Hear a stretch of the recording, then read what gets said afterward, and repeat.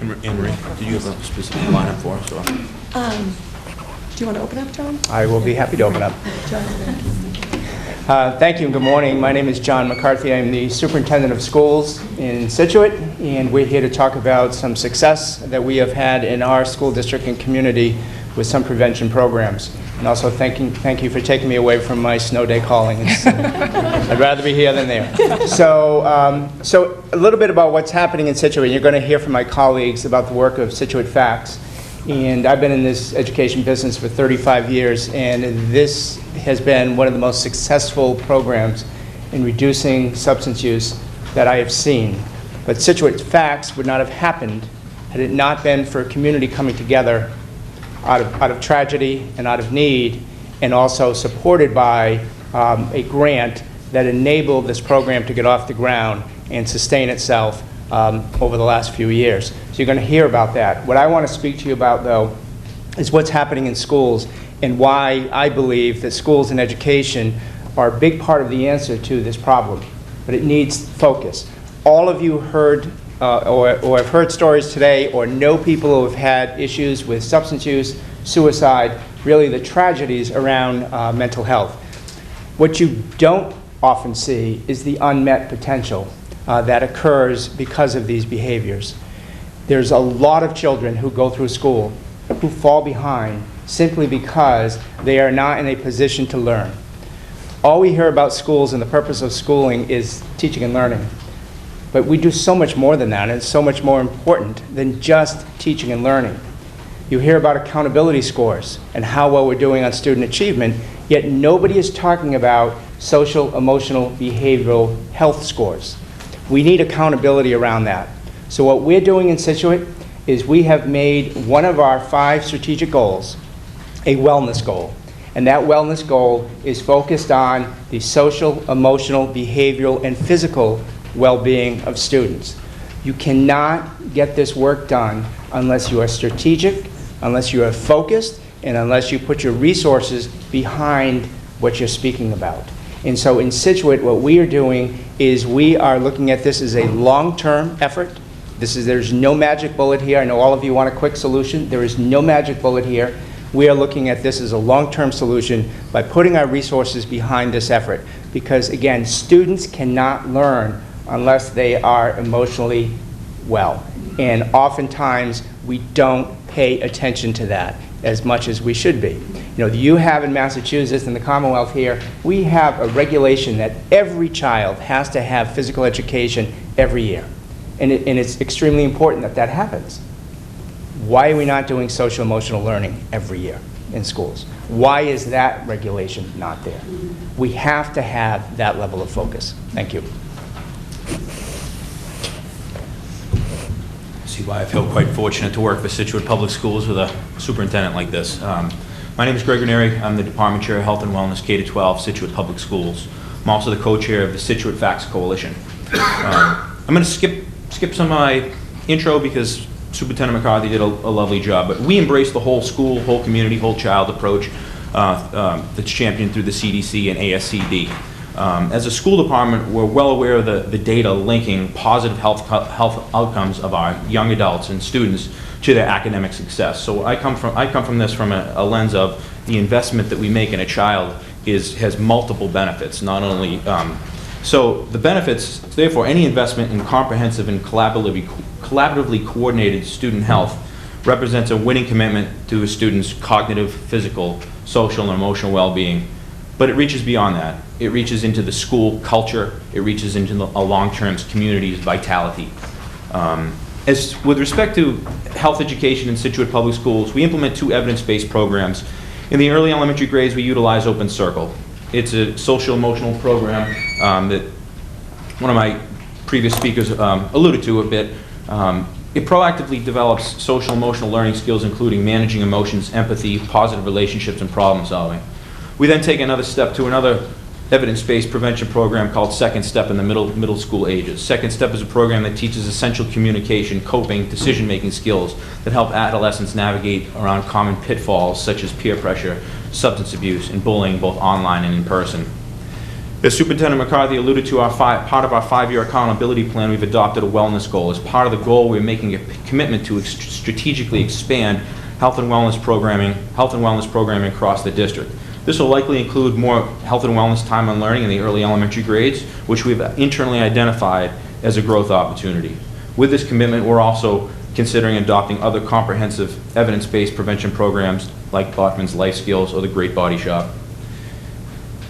So the importance of social emotional health and health education in schools in the short term, it helps students acquire core skills such as self-awareness, self-management, social awareness, relationships, responsible decision-making, as well as improving student attitudes and beliefs about themselves, others, and school. In turn, this provides a foundation which data supports for better adjustment in academic performance, as is reflected in more positive social behaviors, peer relationships, fewer conduct problems, less emotional distress, improved grades, and test scores. In closing, I'm fortunate to work for a district and community that understands the big picture for the whole student and works to find a healthy balance. We committed to a process of self-reflection and continuous improvement. For example, new time on learning schedules at the high school and middle school have afforded increased wellness opportunities for students during the school day. At Scituate High School, we've implemented yoga programs for all students before school on Wednesdays, and meditation and stress relief sessions for students during the school day on Fridays, supported by community partners. Additionally, Scituate Public Schools administration sincerely supports wellness-related professional development opportunities for faculty.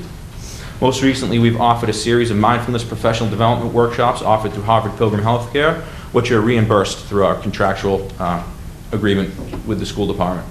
Similarly, on March 1st, the district has dedicated a full day of professional development to motion with over 25 highly engaging breakout sessions supported by community partners available to faculty. If any of you would like to attend on March 1st, you're more than welcome to join. But that's not common for a district to commit an entire day and pay the faculty for that type of professional development. So I feel fortunate to work for a school department and community that gets it. Good morning. My name is Jen Lopes. I'm the only adjustment counselor at Scituate High School, in a school that serves kids in grades 9 through 12, over 900 kids. There are also multiple adjustment counselors and some part-time school psychologists, and I'm grateful to have wonderful colleagues. In painting the picture of what this looks like in our school, since September, I have seen over 100 kids who come to me in addition to when they may see their guidance counselor. I work with kids who may need a little bit above and beyond, either mental health-wise or family-wise, or for a variety of reasons. So I've seen over 100 of those. More than half of those students have been self-referred, which speaks to the need to be available and have connected adults in the building. The number one issue of kids that I see is anxiety, followed closely behind by depression. And then there are a myriad of other family issues and other things that come along. 12 students have been hospitalized since September in some sort of treatment, whether it's a partial hospitalization program, an inpatient program, CBAT program, you know, the range of services, substance abuse, those kinds of things. And I have made 41 new referrals to Interface. Margaret Hanna just spoke of the program, the referral service, because as you know, it can be really frustrating to get to the point, be in crisis, and be willing to seek help, and then not be able to find the help that you need. So Interface has been a godsend for us to be able to make the referral and then have the follow-through for the students. A couple of years ago, Representative Cantwell was part of this process, as Anne Marie will speak a little bit too, about a young man that we had in our community who had passed away, had been substance involved for a couple of years, had been in and out of rehab, had committed parents trying to seek treatment for him, and the mom had considered trying to get treatment for him the week before Christmas, but decided to hold off because, you know, she wanted the family to be together. And unfortunately, sadly, as the story is all too familiar, he ended up taking his own life shortly after the holiday a couple of years ago, which led Anne Marie to ask some questions about suicide in our town and what do the numbers look like, what are we doing to address that issue.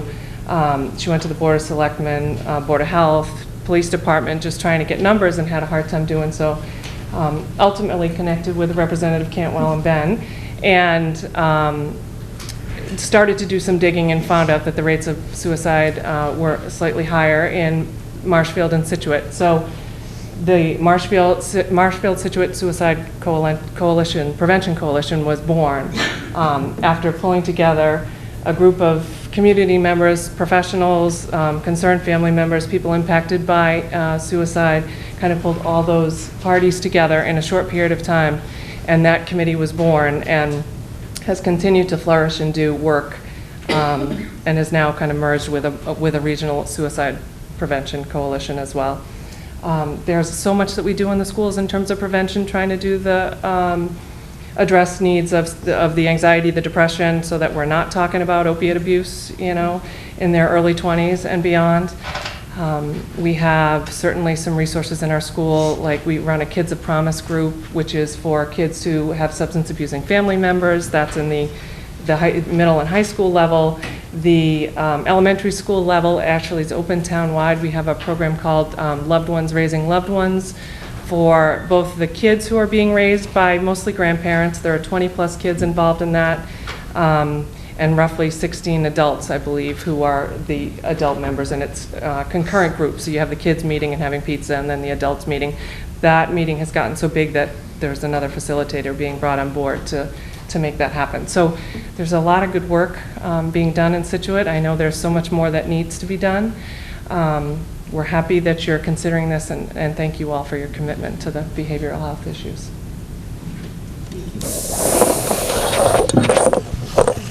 I don't need a microphone, generally speaking.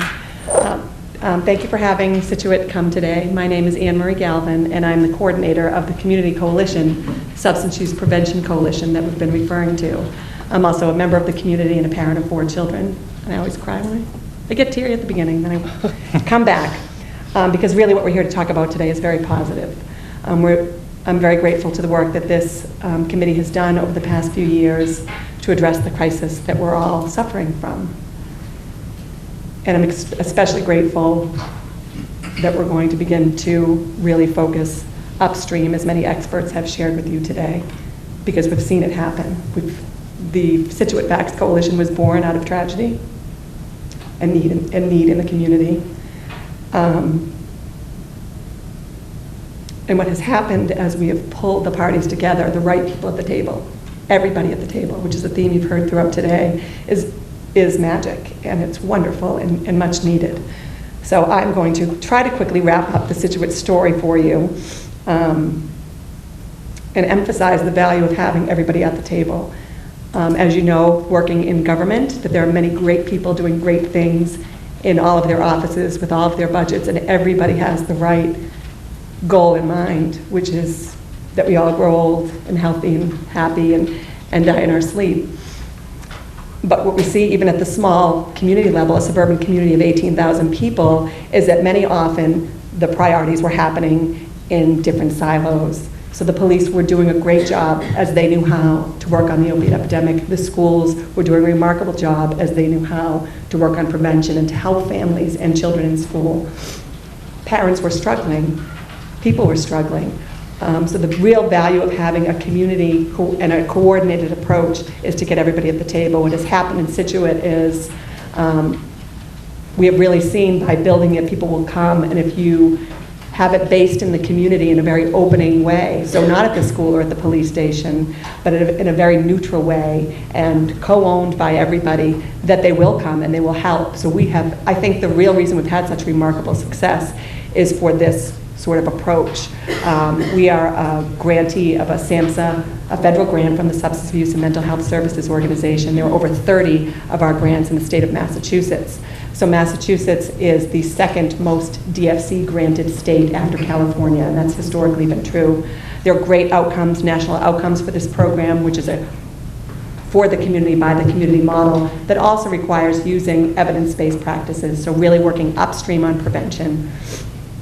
What we've seen, though, with these federal dollars and with everybody at the table, we've been able to do even more than prevention. That we've been able to do early intervention, getting people into treatment with Scituate Police, and with people in recovery who have provided training, and we're doing a follow-up model similar to the Gloucester Police since last May. We now have a recovery community organization that has spurned from people in long-term recovery participating at our table. So it's not just PTO moms or people who have buried their children. It truly is everybody, and it's really quite wonderful. So that's my main point.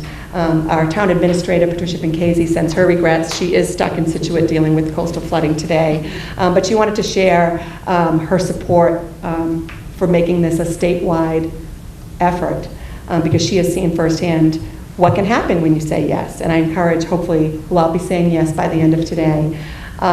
Greg Ranieri at the end here and I co-founded this coalition, very much a grassroots efforts, but after attending one of those Youth Health Connection meetings. I was a concerned parent with a lot of substance use disorder in my own family history and concerned about the deaths in our community. So I began, and I had some time at home with my 4 young children at this time, so I began to do some research. This was 5 years ago in 2011, about what the heck was going on in Scituate, and learned what was going on in Massachusetts about the pathway from pills to heroin that we're all too well aware of. So I did some research, found out what some communities in Massachusetts were already doing, and I reached out to our selectmen and police, and I'm very grateful to Greg at the schools who took my call and took my meeting. And that's really how it all started, with a very grassroots way. 2 years in, we applied for and received the grant, and it's been going very well since then. But it required someone besides Greg saying yes. We had to go to the town. We needed a fiscal agent. We were not a 501c3 nonprofit. There are little tips along the way, of course. But what I've seen is that everybody says yes. When you have the research and the right idea and you promise you're going to do it well, everyone has said yes. And people ask me sometimes, can you do that on your grant? And I say, it's the right thing to do, and I dare someone to say no.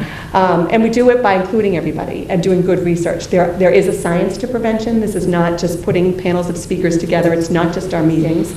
There are proven programs. Greg has alluded to some of those. I've met with Secretary Sutter's staff and spoken at the governor's task force about some of the programming. We're not making this up. We really do know what to do. And the nice thing is we have proof that it works. So just in four short years in Scituate, only a little more than 2 of those funded. And when I say funded, it's just a part-time coordinator to pull all the good work together. We've reduced high school binge drinking from 38% to 28%.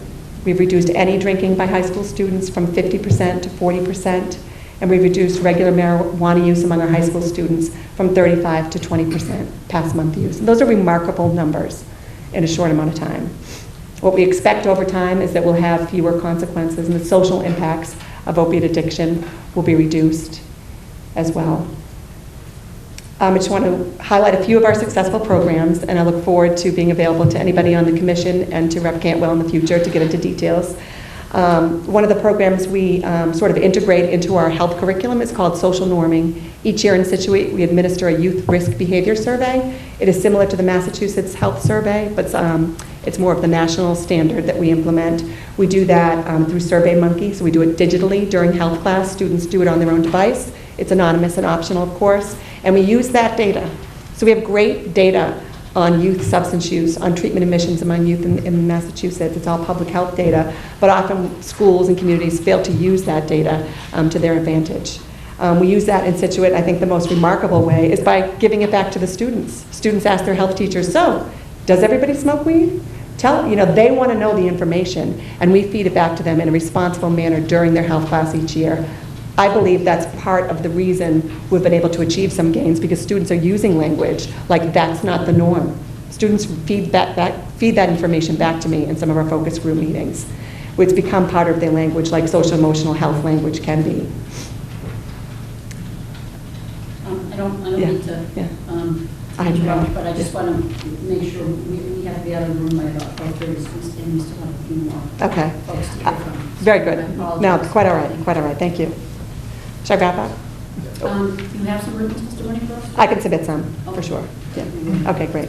Thank you. Go ahead, finish. Okay, so just very quickly, some of the other things we learned early on, we were doing a good job in school while there's always room for improvement, was the need to support families, to provide skills, not just information, but skills and education to family. And there are also evidence-based practices for that. So there's a Strengthening Families program. There's a program that we use called Guiding Good Choices, which is a prevention program, a 4-part workshop for parents of 9 to 15-year-olds, and received great success with that, and also established a family support group in the community. Gosnell provides a facilitator, and we have a Sunday morning meeting open to all towns for families that are already dealing with this issue, because we know that education and support, this is a lifetime chronic disease, and it requires that sort of support in the community.